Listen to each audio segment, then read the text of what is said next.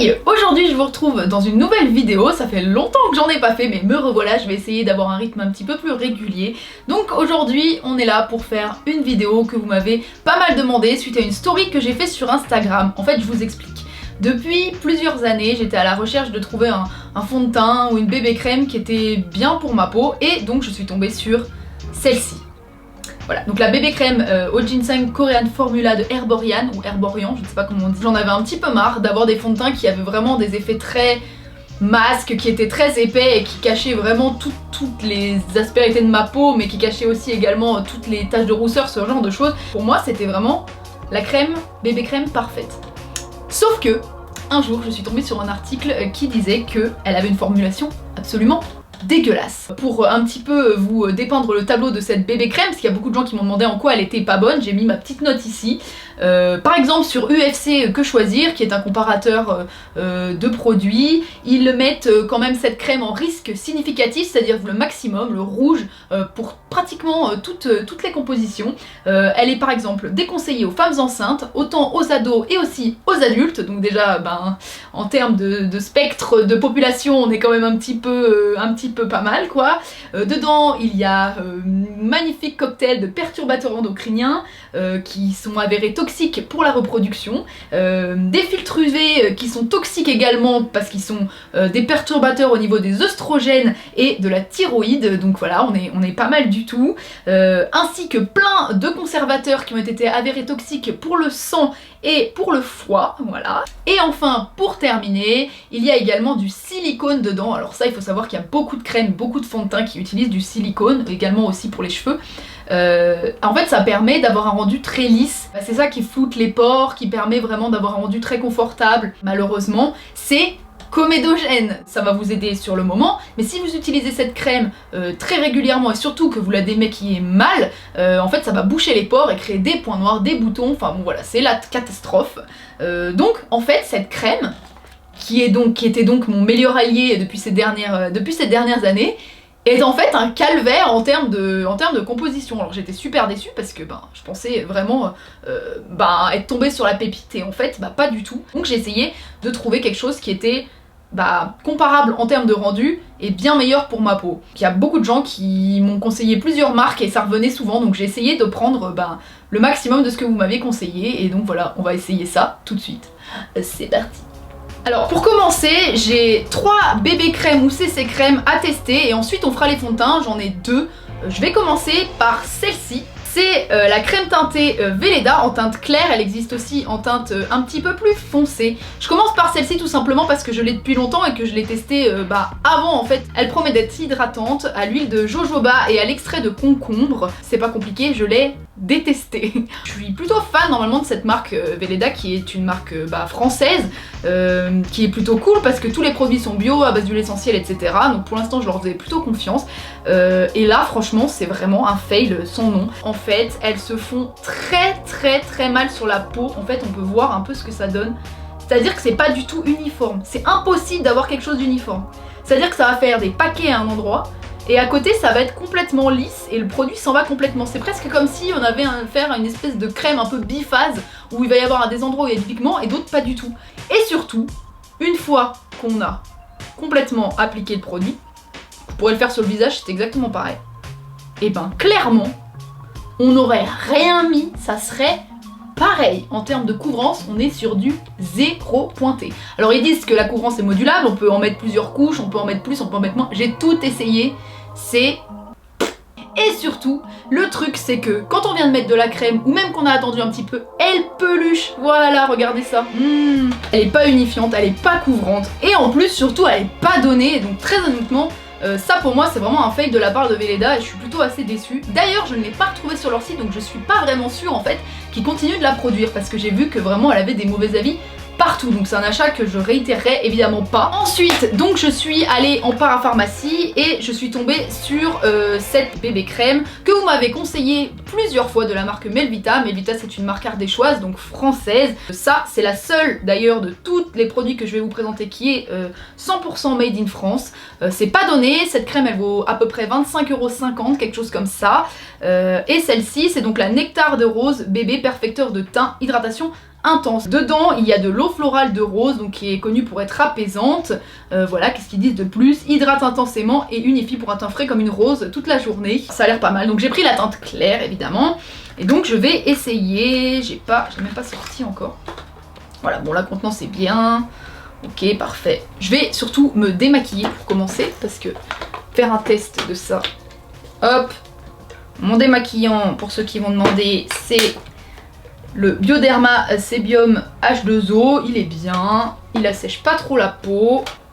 Donc la teinte a l'air pas mal, c'est plutôt fluide. Ça sent bon, c'est vraiment très discret. C'est parti, hop. Alors j'ai décidé également d'appliquer tous les produits au doigt. Bon, pour les bébés crèmes c'est plus simple, mais c'est même pour les fonds de teint, parce que je me dis que bon, autant être impartial et faire la même chose pour tous.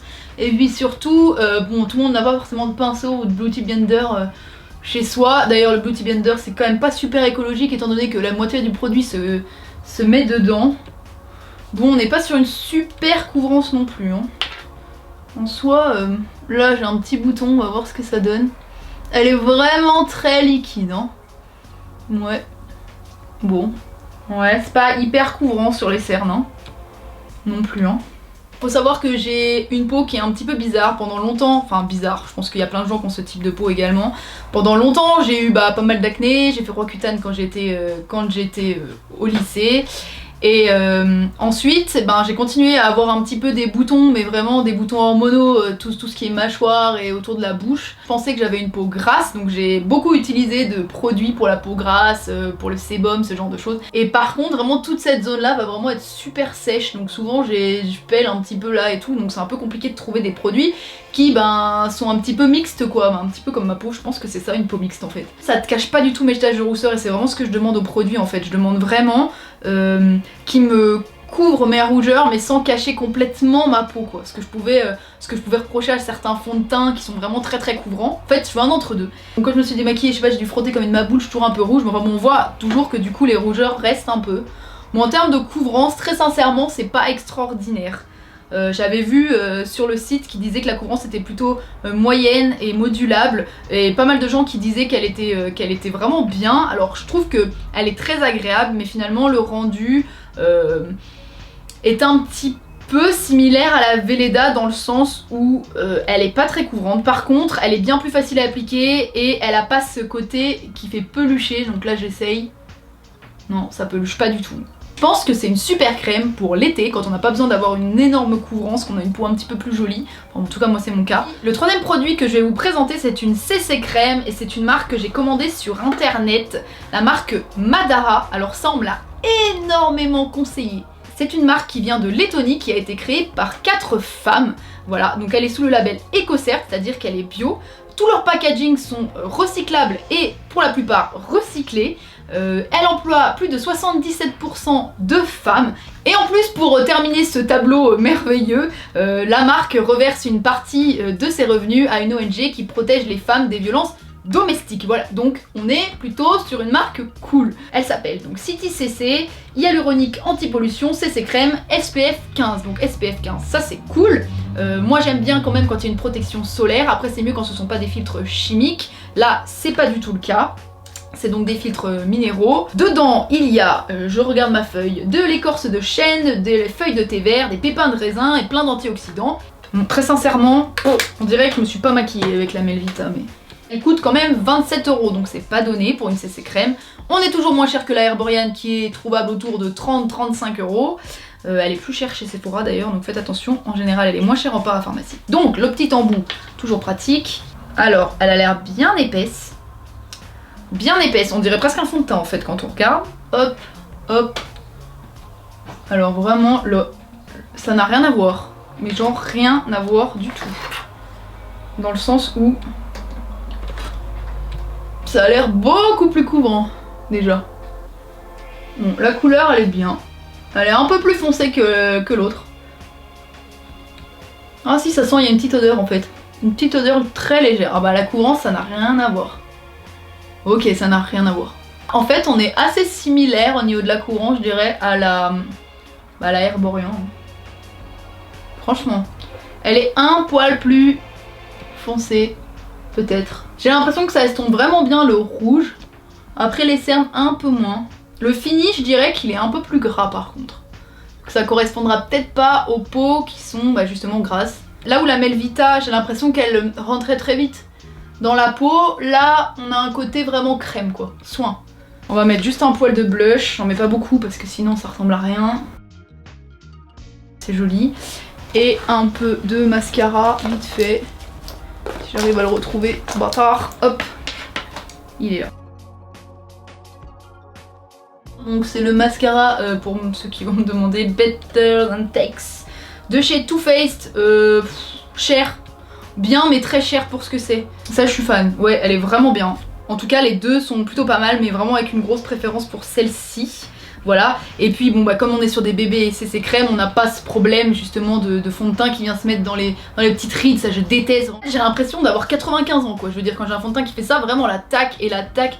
C'est horrible. Maintenant on va passer au fond de teint, donc j'en ai deux. C'est le Vichy Dermablend. Alors j'aurais pas du tout pensé à aller chercher du côté de ce genre de marque. C'est rigolo pour moi Vichy, je m'en rappelle un petit peu comme voilà le savon qu'on avait quand on avait de l'acné au lycée et on prenait notre truc Vichy vert là. Voilà, pour moi c'est vraiment une marque de vieux en fait, de vieux ou d'ado. Et en fait finalement il y a plein de gens qui m'en ont parlé, je me suis un petit peu renseignée sur internet, il avait vraiment de bons avis. Donc je me suis dit autant tester, surtout qu'il n'était pas hors de prix, autour de 17 €, donc ça passe. C'est d'ailleurs le fond de teint, mais même je crois que c'est le produit le moins cher de toute cette sélection. C'est un fond de teint fluide, correcteur 16 heures, tout type de peau, haute couvrance, sans effet masque. Haute couvrance, je me méfie un peu. Ils ont autour de 10 teintes, ce qui est pas mal, mais j'ai trouvé que la première teinte était pas très claire et que la dernière était pas très foncée. Au niveau de la composition, on est très bon, c'est-à-dire qu'on est parfait sur Yuka. Bon, c'est pas bio en revanche, c'est pas vegan, y a pas tout ça. Mais en tout cas au niveau de la composition pour votre peau, vous pouvez y aller sans problème, sans souci. Alors celui-ci c'est le Dermablend classique, mais en rayon il y avait aussi le Dermablend 3D correction. Celui-ci il est imaginé plus pour les peaux à problème et acnéiques et au départ je me suis dit testons celui-là. Déjà il était un petit peu plus cher et je l'ai passé sur Yuka et lui était médiocre ou mauvais. Pour tout vous dire, celui-ci je l'ai déjà mis pendant une soirée. Et en tout cas au niveau de la tenue, on était vraiment bien. Donc c'est parti, hop. On en met une petite noisette. Ce qui est assez étrange avec ce fond de teint, c'est qu'il a un effet mat. C'est vrai qu'en ce moment, on a plutôt tendance à chercher un effet plutôt glowy, un petit peu brillant. Avant, c'était pas trop à la mode et on cherchait plutôt du mat, même pour les rouges à lèvres, ce genre de choses. Maintenant, on est revenu sur ce côté un petit peu plus lumineux. Ce fond de teint, il a vraiment un côté mat.